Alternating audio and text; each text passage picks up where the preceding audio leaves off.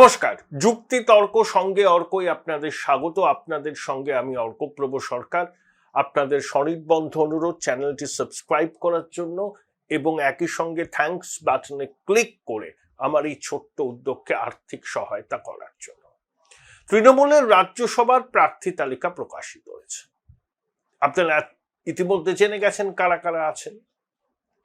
দেখুন, সরকারি পদে থেকে পুলিশের উর্দি পরে তৃণমূলের ক্যাডারের মতো ভূমিকা পালন করেছিলেন আমাদের প্রাক্তন ডিজি। তিনি এবার সরাসরি তৃণমূলের ঝান্ডাটা ধরলেন। এতদিন পুলিশের উর্দি পরে তৃণমূলের ক্যাডারের ভূমিকা পালন করতেন, এবার তিনি সরাসরি তৃণমূলের ঝান্ডা ধরে সংসদীয় রাজনীতিতে প্রবেশ করলেন। এখন প্রশ্ন হলো, যে প্রশ্নটা ঘিরে সবাই আলোচনা করছেন, বিভিন্ন বিশ্লেষণ করছেন, আমার কিছু টেকঅ্যাওয়েজ আছে।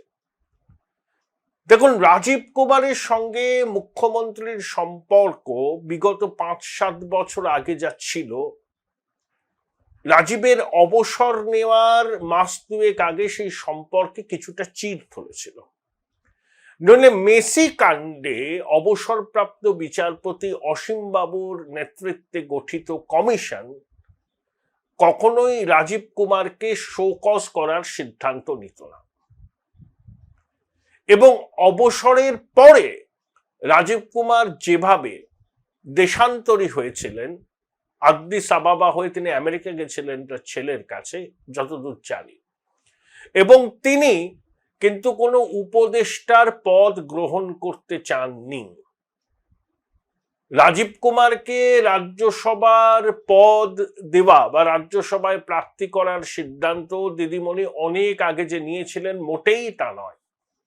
এটা একেবারে শেষ মুহূর্তের সিদ্ধান্ত। কারণ রাজীব কুমার, আলাপন বন্দ্যোপাধ্যায়, হরিকৃষ্ণ দ্বিবেদী, মনোজ মালবিয়ার মতো অবসরের পর উপদেষ্টা হতে চান। আবার রাজীব কুমারকে একেবারে খোলা ছুট দিতেও দিদিমণি রাজি ছিলেন না, কারণ রাজীব কুমার এবং মুখ্যমন্ত্রীর সম্পর্ক অত্যন্ত স্পর্শকাতর। যে রাজীব কুমারকে বাম জমানায় তৃণমূল উঠতে বসতে নিশানা করত, সেই রাজীব কুমার সারদা কাণ্ডের পর গঠিত সিটের মাথায় বসেন। তারপর সেই বহু বিতর্কিত লাল ডায়েরি, পেন ড্রাইভ লাপাতা হয়ে যায়। রাজীব কুমার তখন কলকাতার পুলিশ কমিশনার, তার সরকারি বাসভবনে সিবিআই এর হানা, সিবিআই আধিকারিকদের কার্যত শেক্সপিয়ার সরণি থানায় আটকে রাখা, মুখ্যমন্ত্রীর চলে যাওয়া, ডোরিনা ক্রসিংয়ে অবস্থানে বসা, এগুলো আপনারা সবাই জানেন। তারপর 19 দিন রাজীব কুমার বেপাত্তা হয়ে গেছিলেন। তারপর আলিপুর কোর্ট থেকে জামিন নিয়ে সমহিমায় ফেরেন। তারপর কিছুদিনের জন্য তাকে আবার তথ্য প্রযুক্তি মন্ত্রকের প্রিন্সিপাল সেক্রেটারি করা হয়। তিনি মণি ভান্ডারের 6 তলার একটি ঘরে বসতেন।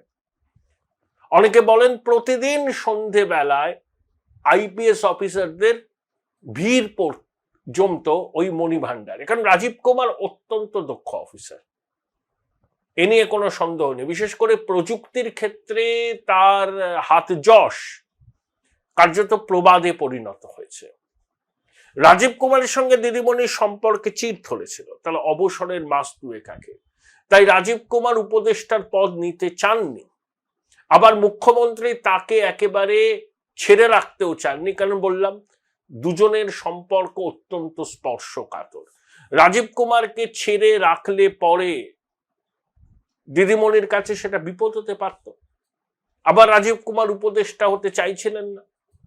তখন শেষ মুহূর্তে রাজীব কুমারের কাছে এই প্রস্তাবটা যায় যে আপনি তৃণমূলের রাজ্যসভার প্রার্থী হতে রাজি আছেন কিনা। তৎক্ষণাৎ রাজীব কুমার সম্মতি দেননি। তিনি তার পরিবার পরিজন, বন্ধু বান্ধবদের সঙ্গে কথা বলে চূড়ান্ত সিদ্ধান্তটা নেন। অর্থাৎ রাজীব কুমারকে রাজ্যসভায় পাঠাবো অবসরের পরে, দিদিমণি এই ভাবনাটা একেবারে প্রথম দিন থেকে ভেবে রেখেছিলেন, মোটেই তা নয়। তিনি রাজীব কুমারকে তার অন্যান্য উপদেষ্টাদের মতো উপদেষ্টা করেই রাখতে চেয়েছিলেন, কিন্তু রাজীব কুমার রাজি হননি উপদেষ্টা হতে। তখন মুখ্যমন্ত্রী তাকে এই প্রস্তাবটা দেন তারপরে বরফ গলে এবং রাজীব কুমার যখন সরকারি পদে কাজ করতেন অনেকেই বলতেন যে তিনি কার্যত তৃণমূলের ক্যাডারে পরিণত হয়েছেন। এখন তাকে আর সেটা কেউ বলতে পারবেন না, কারণ তিনি তৃণমূলের ঝান্ডাটা ধরে নিয়েছেন।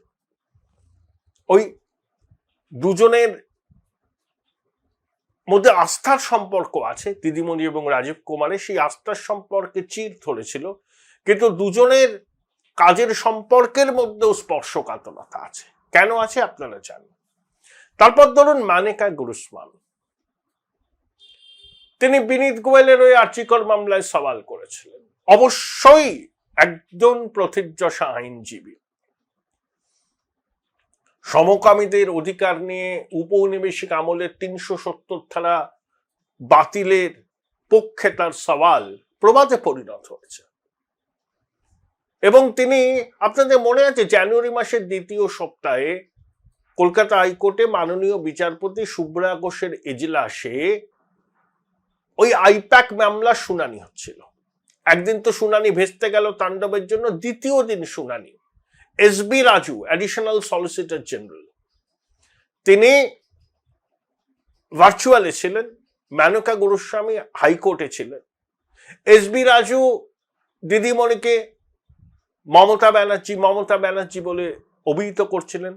তখন মানেকা গুরুস্বামী হাইকোর্টে দাঁড়িয়ে বলেন যে লার্নেড অ্যাডিশনাল সলিসিটর জেনারেল কি ভুলে গেছেন নাকি ইচ্ছাকৃতভাবে বলছেন যে মমতা বন্দ্যোপাধ্যায় একেবারে তিনবারের নির্বাচিত মুখ্যমন্ত্রী, তাকে সম্মানটা দেয়া উচিত।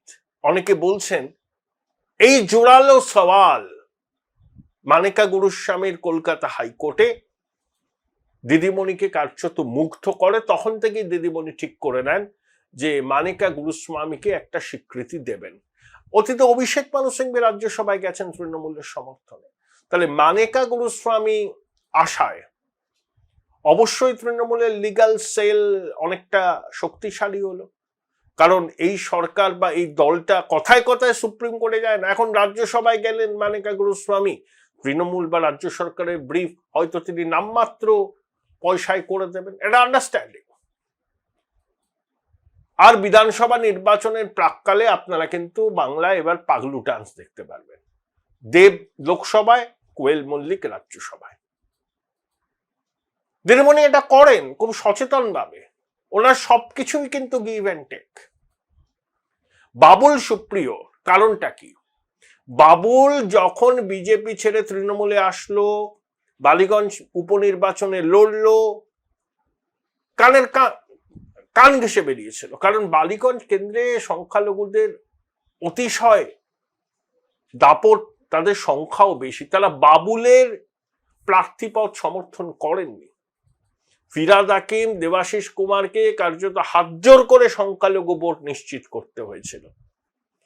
একে বাবুল বিজেপি থেকে এসছেন, তারপরে অতীতে বাবুল নাকি নানা রকম উস্কানিমূলক কথা বলেছিলেন যেগুলো সংখ্যালঘু মননে আঘাত দিয়েছিল। সেই বাবুল তৃণমূলের প্রার্থী হয়ে বালিগঞ্জ বিধানসভার উপনির্বাচনে লড়বেন, এটা সংখ্যালঘুরা মন থেকে মানতে পারেননি। উপনির্বাচন ছিল, শাসকের বেশি নারী ছিল, তাও কান ঘেঁষে বেরিয়েছিলেন, কান ঘেঁষে। এবং যে ওয়ার্ডে কলকাতা পুরসভার নির্বাচনে তৃণমূলের কাউন্সিলররা বিপুল জয়লাভ করেছিল, সেই ওয়ার্ডে বেশ কয়েকটা ওয়ার্ডে তারা পিছিয়ে পড়েছিল। সায়রা হালিম জবরদস্ত লড়াই দিয়েছিল। তাই বাবুলকে একটা পুনর্বাসনের ব্যাপার ছিল।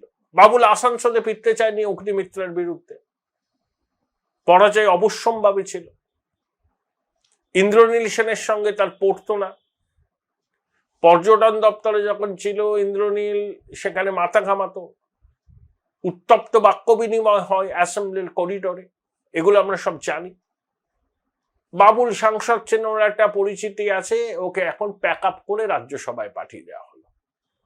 কিন্তু যে তৃণমূল বাঙালি অস্মিতা, বাঙালির স্বার্থ রক্ষায় সদা সরব, একেবারে ঠিকাদার, বাঙালির স্বার্থ রক্ষার ঠিকাদার, বাঙালির জন্য তাদের মন প্রাণ কাঁদছে, হৃদয় বিচলিত হচ্ছে, তাদের রাজ্যসভায় প্রার্থী তালিকায় দুজন অবাঙালি, একজন উত্তরপ্রদেশের, একজন তেলেঙ্গানার। বাঙালি মুখ খুঁজে পেলেন না? এত বাঙালি প্রীতি আপনাদের, সেই জন্য গুজরাট থেকে ইউসুফ পাঠানকে আনতে হয় অধীর চৌধুরীকে হারাবার জন্য, কীর্তি আজাদ শত্রুঘ্ন সিনহাকে আনতে হয় বিহার থেকে। কেন বাঙালি মুখ পেলেন না রাজ্যসভায় বাংলার প্রতিনিধিত্ব করবে? সবটা মেকি, ভণ্ডামি,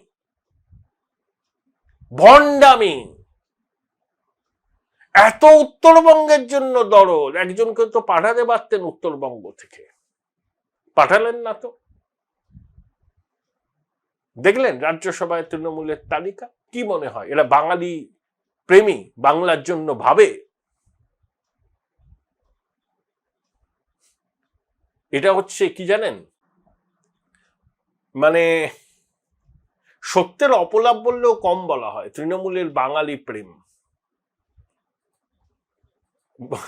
সোনার পাথর বাটি আর কি, কোনো প্রেম টেম নেই, বাঙালি আবেগকে উস্কানো, বাঙালি জাতীয়তা, যে পরিযায়ী শ্রমিকের আক্রান্ত হচ্ছে ওই বাঙালিকে মারছে, বাংলা ভাষার উপর এদের রাগ ইত্যাদি ইত্যাদি, এগুলো সব ভোট কুড়ানোর কৌশল বা নো টেকার। সেটা বুঝে গেছে বলেই তৃণমূল কিন্তু ওই দুজন অবাঙালিকে তাদের রাজ্যসভায় প্রার্থী তালিকা রাখলো। পশ্চিমবঙ্গের নোকরশাহীর মধ্যে অবাঙালি অফিসারদের দাপট, নন্দিনী চক্রবর্তী ব্যতিক্রম, সুপ্রতিম সরকার হয়েছেন কমিশনার, হাতে গোনা কয়েকজন বাঙালি আইএস আইপিএস অফিসার আছেন যারা গুরুত্বপূর্ণ পদে, সব অবাঙালি অফিসারদের দাপট অ্যাডমিনিস্ট্রেশনে। দিদিমণির তখন বাঙালি প্রেম উথলে ওঠে না, ভোট আসলেই তার বাঙালি প্রেম। পুরো বিষয় নিয়ে কথা বলেছিলাম রবীন্দ্রভারতী বিশ্ববিদ্যালয়ের রাষ্ট্রবিজ্ঞানের অধ্যাপক বিশ্বনাথ চক্রবর্তীর সঙ্গে। কি বললেন বিশ্বনাথ বাবু, শুনে নিন। বিশ্বনাথ দা, যারা বাঙালি অস্মিতা, বাঙালি আবেগের কথা বলে রাজ্যসভার প্রার্থী তালিকায়, তাদের মধ্যে দুজন অবাঙালি, একজন রুরকির অবাঙালি, যদিও কর্মসূত্রে দীর্ঘদিন এখানে ছিলেন, একজন তেলেঙ্গানার মানুষ। তো যারা বাঙালি আবেগ, বাঙালি অস্মিতার কথা বলে রাজ্যসভার ভোটে, তাদের তো কোনো প্রতিফলন দেখলাম না। দেখো অর্ক, বাঙালিকে লুট করা হচ্ছে, তৃণমূল কংগ্রেস বাঙালিকে লুট করছে। বাঙালির কথা বলে মানুষের কে বিভ্রান্তি করে মানুষের ভোট নিচ্ছে মমতা বন্দ্যোপাধ্যায়, অভিষেক বন্দ্যোপাধ্যায়। অথচ সেই বাঙালির প্রতিনিধিত্ব স্বাধীনতার পর দিল্লিতে সবচেয়ে বেশি কমেছে এই তৃণমূলের শাসনকালে। তৃণমূল তার যেভাবে একের পর এক অবাঙালিদের দিল্লিতে পাঠাচ্ছে, কোন সমীকরণে পাঠাচ্ছে, কেন পাঠাচ্ছে বিস্ময়কর। আসাম থেকে সুস্মিতা দেব, বিহার থেকে শত্রুঘ্ন সিনহা, কীর্তি আজাদ, আবার গুজরাট থেকে ইউসুফ পাঠান, আবার কেডি সিংকে পাঠিয়েছিল ঝাড়খণ্ড থেকে, গোয়ার প্রাক্তন মুখ্যমন্ত্রী তাকে পাঠানো হয়েছিল সাংসদ হিসাবে। একের পর এক উদাহরণ যদি দেই তোমাকে, শেষ নেই শেষ নেই শেষ নেই। স্বাধীনতার পর পশ্চিমবাংলা থেকে বাঙালি প্রতিনিধিত্ব দিল্লিতে একেবারে সবচেয়ে তলানিতে এসে ঠেকেছে তৃণমূলের শাসনকালে। এই তৃণমূল কংগ্রেস বাঙালিকে লুট করে দিল এবং মানে দিল্লিতে বাঙালির যে স্বর দুই কক্ষে, অর্থাৎ লোকসভা এবং রাজ্যসভায় বাঙালির যে স্বর ছিল, যে কণ্ঠস্বর ছিল, সেই কণ্ঠস্বরকে নামিয়ে সে বিভিন্ন সমীকরণে, এই সমীকরণগুলো ভয়ঙ্কর ভয়ঙ্কর সমীকরণ। কোয়েল মল্লিকের পিছনে কি সমীকরণ? ওই মধ্যবিত্ত শ্রেণীকে একটা বার্তা দেওয়া? না, একেবারেই নয়। এক তো তৃণমূলের এই তালিকার মধ্যেই গল্প ছিল, তুমি যদি আমাকে দেখো তাহলে আমি তোমাকে দেখবো। তাহলে কোয়েল মল্লিক এর মানে পরিবারের মানে এই নিষ্পাল সিংরা মমতা বন্দ্যোপাধ্যায়কে দেখছে লাস্ট বেশ কিছু বছর ধরে। রঞ্জিত মল্লিক 21শে জুলাই জনসভায় যেতেন এক সময় নিয়মিত, তাকে তৃণমূল কলকাতায় শেরিফও করেছিল। তৃণমূল শরীফও করেছিল। আর এবার যেটা অঙ্ক, যে অতীতে তোমরা সেবার পাশাপাশি আগামী দিনে এই যে কয়েকদিন পরেই ভোটের প্রচার, তখন দেব আর কোয়েল মল্লিকে জুটি করে পাগলুর ড্যান্স হবে। মানুষ ভোটার মানে বেকাররা ভাতার জন্য লাইনে দাঁড়াবে, আর দেব আর কোয়েলের পাগলু ড্যান্স, সেই পাগলু ড্যান্সে আপ্লুত হয়ে ভোট বাক্স ভরে দিবে, এই অঙ্ক। বলে দেবের সাথে কি পুনর্বাসন দেয়া হলো? দেখো, বাবুল সুপ্রিয়র ব্যাপারটা পরিষ্কার। বিজেপিতে আসার পরে ওকে সুব্রত মুখার্জির যে কনস্টিটুয়েন্সিতে নামানো হয়েছিল বালিগঞ্জে, সেখানে মুসলমান লোকরা, যে 40% মানুষ আছে বালিগঞ্জে মুসলমান, তারা বাবুল সুপ্রিয়কে কখনোই তাদের এমএলএ হিসেবে মেনে নিতে পারেনি। যেহেতু বিজেপির একটা পরিচয় ছিল, বিজেপি, আরএসএস এবং আসানসোলে গোষ্ঠী দাঙ্গার অভিযোগ তার বিরুদ্ধে বিরোধীরা এনেছিল, তৃণমূল এনেছিল, সরি।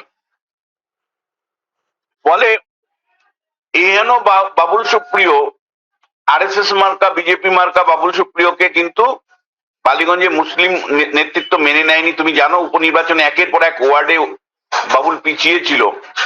তারপরে বালিগঞ্জের দিনের পর দিন কোনো কর্মসূচিতে ওকে ডাকতো না তৃণমূল।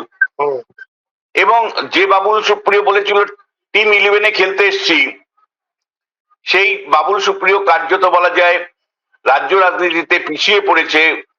আননোটিশ শব্দটা, এক্সাক্ট শব্দটা আমি বলতে চাই, আননোটিশ। এবং একই সাথে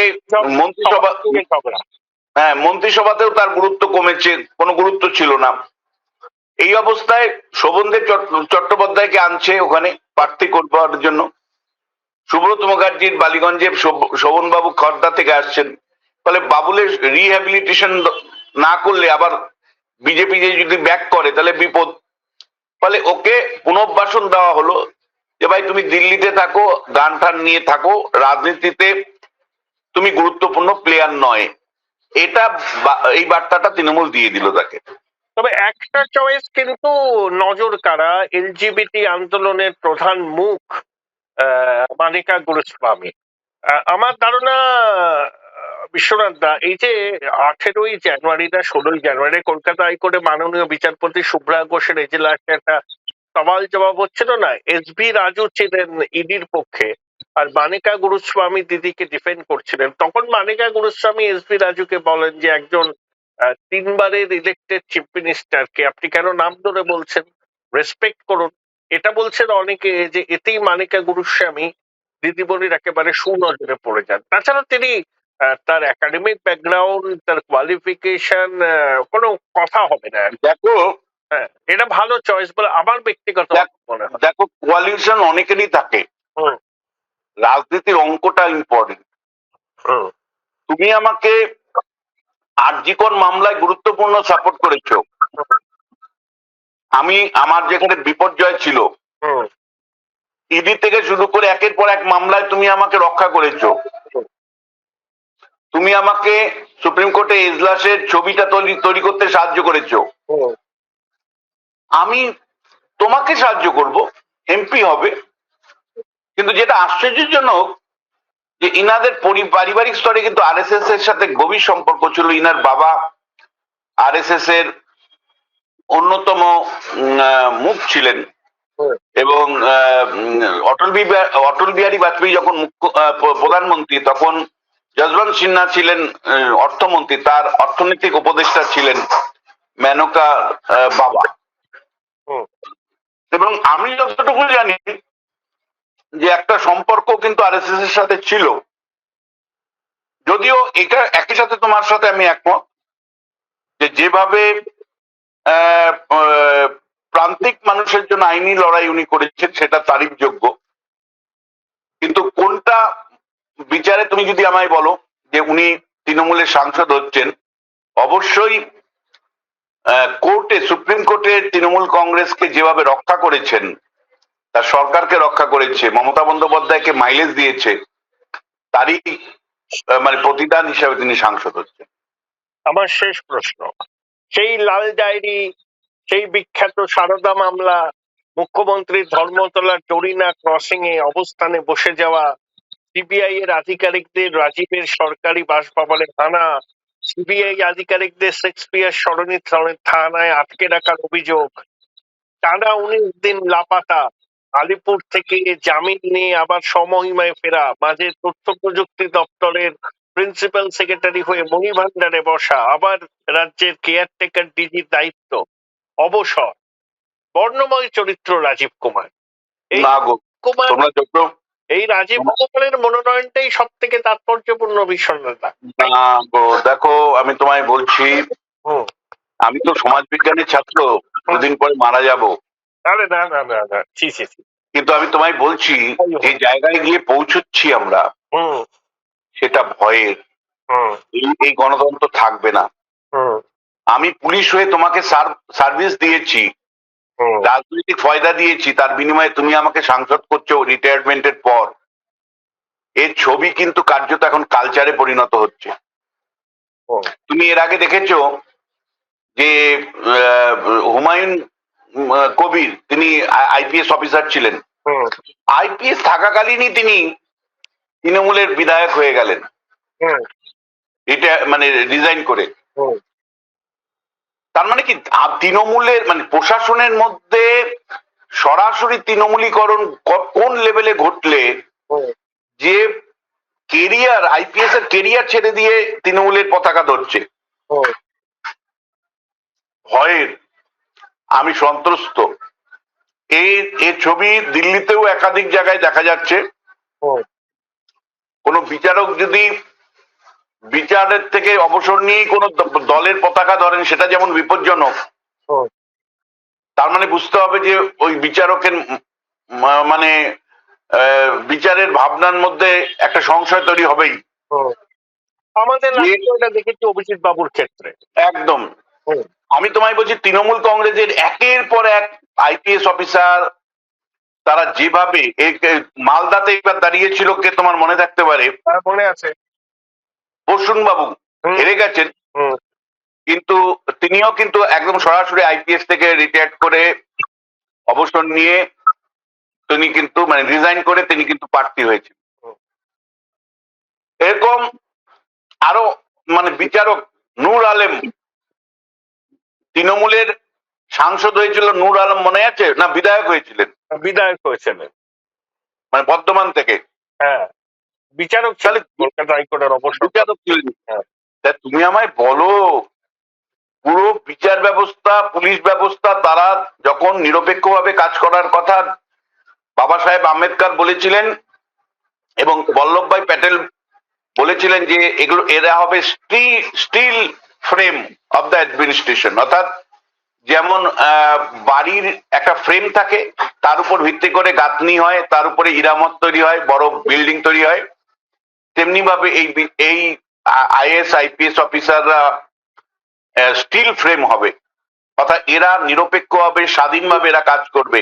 এরা যদি মানে শাসক দলের হয়ে কাজ করে নিরপেক্ষতা হারিয়ে, তার বিনিময়ে যদি সাংসদ পদ পায়, তাহলে এই গণতন্ত্র কিন্তু টিকবে না। তুমি দেখে নিও, এই ভারতবর্ষের গণতন্ত্র কিন্তু টিকবে না। আজকে একজন অধ্যাপক হিসাবে আমি তোমাকে বলে গেলাম, এই প্রবণতা যদি বাড়তে থাকে, তাহলে তুমি একদিন দেখবে সুদানের মতন ভারতবর্ষটা হয়ে যাবে, পশ্চিমবাংলাটা সুদানের মতন হয়ে যাবে।